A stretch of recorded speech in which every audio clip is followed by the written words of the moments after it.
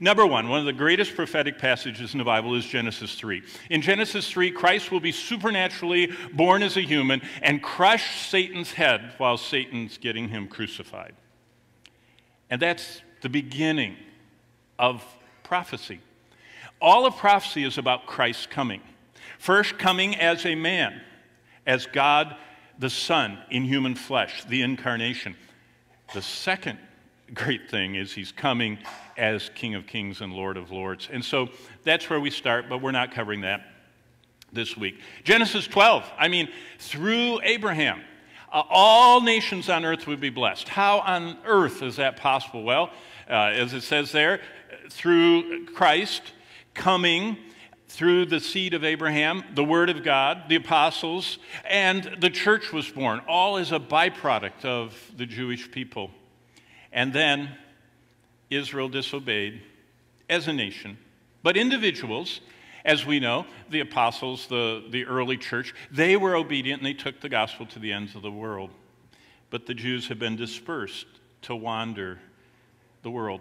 By the way, that second point, is the dividing line between all churches basically in the world, all people that are all connected to the Bible. Half of them believe that Israel is done.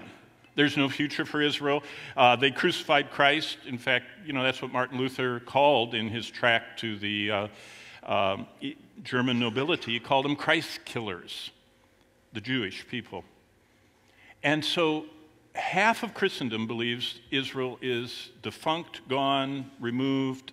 As one person said, they could plow them all in the Mediterranean. It wouldn't matter to me or to God. I thought, wow.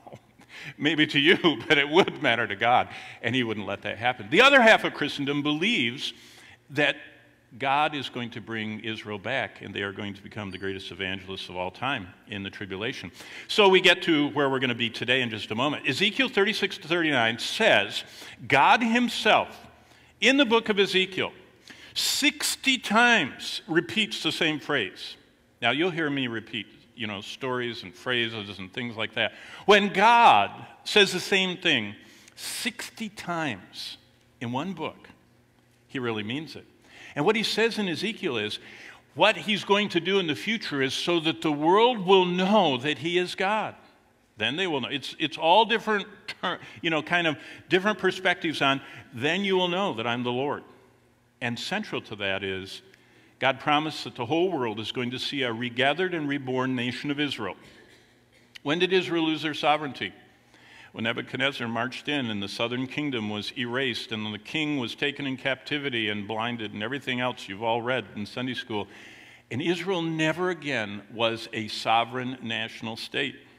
Now, they had a king, an Edomite named Herod, and there were the Maccabees, but they never were a nation again. But God says they will be.